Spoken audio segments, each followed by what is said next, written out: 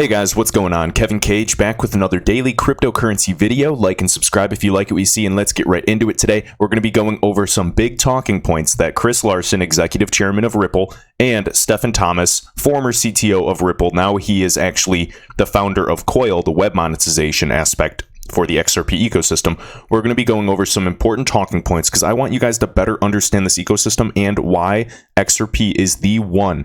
And again, guys, be sure to let me know your thoughts down below. And without further ado, let's open it off with this really quick. So at XRP Night Shot, when worried about the long-term success of your XRP investment, and again, this is what everybody is doing lately, especially if you've been invested in the last 2 years, it's completely normal if you're at that point where you are losing faith. All right. All you have to do is ask yourself one question. Similar to emails, is there a need for value to be sent and settled near instantly? If you answered yes, then sit back and wait and hold strong. Good point. And again, Chris Larsen is quoted to say, XRP, essentially what email did for information, XRP will be doing for value, not just money. This is huge. All right, so this one actually, thanks for tagging me here at WG and then Hoop. And actually, this was shared by XRP Joker _XRP. This is Christine Lagarde. This is earlier, just a few days ago, actually. And she's speaking on the possible position at the ECB. And she's talking about, digital currencies and innovation, as we can see here. And basically, she's saying here the main talking points was, developing instant payments in the euro area is crucial. Her main concerns, of course, are protecting financial stability, facilitating innovation, and being a part of the game, not just watching it. And really questioning, should central banks be the originators of these digital currencies? And that makes me really wonder, if not, who should? Sounds like you want to create a level playing field with a permissionless ecosystem, perhaps on its own blockchain that has live payment rails already, with already existing liquidity. And again, there's no competition that can beat XRP at this point. This snowball has been rolling, and it's much bigger than we think. I can assure you of that. All right? Next point, right here, I am Legion, thank you. So October 2018, this is Chris Larsen speaking at the Money 2020 event. And basically what he, the points he makes here is, he says, they're talking about blockchain and how it will overall improve global payment systems. And what he says is, when you talk about blockchain alone, that's still an incomplete picture of what's needed. So for the entire globalization, the complete picture, blockchain is a broader thing, and it's a part of the complete picture, but the real complete picture is the IOV, creating a true internet of value. And a true IOV really includes not only blockchains, but interoperability protocols and smart contracts. Now, blockchain, of course, is going to be a way to allow, value and money to move as fast as information today. But blockchain is truly the final, part, truly the completion of this globalization. And his opinion, actually, it's really interesting. He thinks that perhaps, some of the top 10 cryptocurrencies, for example, will be lined up with some of the second-tier fiat currencies someday, similar to maybe the Singapore dollar, the Swiss franc, etc. And he still believes that, the euro, US dollar, they're still going to be playing crucial points in the economy. Now, he thinks that when these top 10 cryptocurrencies, when they do succeed and they're lined up with those second-tier fiats that we see today, they're going to be really unique, and they will be valuable. One, there's not going to be any counterparty risk. It's really going to help lubricate the wheels of commerce in this existing system. And again, he just wants to emphasize that fiat currencies should still have a place. They're not looking to replace them by any means. All right. Next, 2017, again, Chris Larsen discussing why XRP will beat Bitcoin. And basically, as I've already said, he says, we're doing what we are doing for money, exactly what email did for information. So now XRP is aiming to be much more than a mere store of value like Bitcoin. All right, Ripple XRP, Ripple wants XRP to build a new currency, agnostic value exchange, or a value web. And you can still use other things for stores of value if you choose to do so. Now, XRP is simply an agnostic bridge asset. The value will be high based off utility and demand, and when there's high liquidity and demand, the price will most likely become more stable at that higher point when it reaches that higher point at some point. And we already understand that, high value needs a high price point, of course. And I know you guys have probably, heard David Schwartz address this numerous times.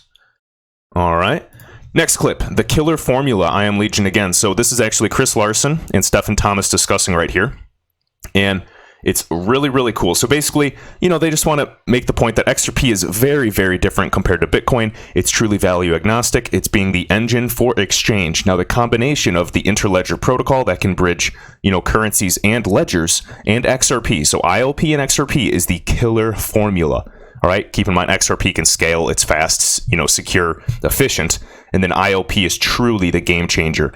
So as I've already said, with ILP, it can not only, it can not only send and bridge any form of currency or value or fiat or gold or stocks, bonds, securities, tokenized real estate, but it can actually bridge any type of ledger as well, or any type of blockchain as well.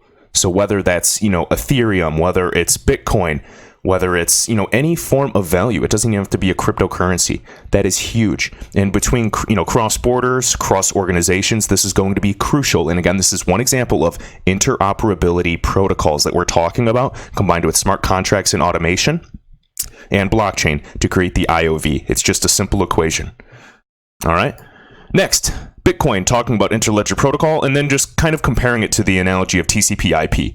So, he uses various TCP/IP analogies of routing packets similar to routing payments on the interledger protocol. Digital assets like XRP are going to be the best option to settle with because they're extremely easy to move internationally across borders. They're low costs, especially when they're moved, and it makes sense to stay in that digital asset to do all of your settlements instead of switching between several along the, entire payment. Very, very cool. And I, highly recommend you guys just check these out. I always retweet most of the things I cover in my videos. So just follow me on Twitter and kind of go through this. All right. But for the most part, I covered it. And then lastly, we're going to finish off with this. So this is just the juice again. I am Legion. So thank you. Definite follow on Twitter. And this is Chris Larsen again and Stefan Thomas, probably the same day. They're probably wearing the same clothes. But anyways, this is the coolest part I want to get in this whole video. All right. And this is not the last part. I have one more. So basically, this gentleman here, he asks, can banks just update SWIFT to compete with, Ripple and XRP? That way, Ripple will never have a chance to use XRP to replace SWIFT for settlements. And Chris Larsen literally goes, no, it's not that simple. SWIFT only deals with data. They do not handle the settlement or value side. They actually have a correspondent banking partner that deals with that. So they are not in the position to do that. So literally, SWIFT does not have the accommodations nor the capability to do what needs to be done to improve settlement. They are 40 years behind. Ripple sees this, R3 sees this, even SWIFT is well aware of this. The entire point of all of this with interledger protocol combined with XRP to create that killer formula is to eliminate the need for correspondent banking. That's where it actually eliminates all the waste, the settlement risk, time waiting, failure rates. That's exactly where all of them lie. And if you hear him, discuss this, I've never been more sure in the success of the XRP ecosystem. After hearing that, it's just like, boom, I needed to hear that in this bear market.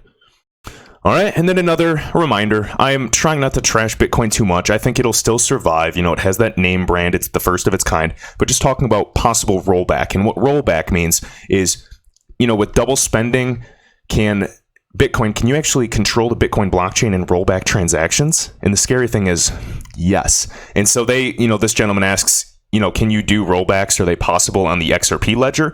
And absolutely not. So Stefan Thomas gets really technical here and explains this. So he says Bitcoin uses an entirely different consensus mechanism. Of course, we're already aware of that. And the Bitcoin protocol actually allows rollbacks if presented with a chain that is longer and has more hashing power behind it. Transactions can then be rolled out. And now Stefan Thomas actually knows this because he wrote the code from scratch regarding the Bitcoin reimplementation code. So he wrote this from scratch. He said the code was a pain in the butt. He'll never forget it. And he literally says XRP is coded differently. It has no such code available, and there is no way to roll back the network or mess with those transactions, period. All right? Proof of work with Bitcoin, proof of consensus with XRP, better known as proof of correctness. It's far superior for numerous reasons. This distributed technology versus, completely decentralized peer-to-peer is the way to go to work with regulators to create this level playing field. All right, guys, these are facts behind this information. If you're seeing other Bitcoin videos trashing XRP, send them my way. Send them, Sam I Am on To the Lifeboats on YouTube. He does a phenomenal job of addressing these issues. But if you're insecure about your XRP investment, it just does not mean you're not doing the research. Because when you look at the top projects, you not only see what's been around longest, you look at the technology, you look at the partnerships, and that's what I refer to as the fundamentals. And then you look at what's overvalued, what's undervalued. You see the trends. Of course, trends still play a place, cycle analysis. But I'm telling you, there's no other option, especially for settlements, for cross-border transactions. This is the #1 use case right now for cryptocurrencies, and it's well aware of other industries. Now, your altcoin might pop off before XRP. I personally don't care. You can 5x your investment before me. I'm here to 100x, if not way more, my investment. I want to create generational wealth. This is not me just, crossing my fingers and hoping. This is me doing years of research. So highly recommend you guys do the same. I hope this video was helpful, and I'll see you in the next one.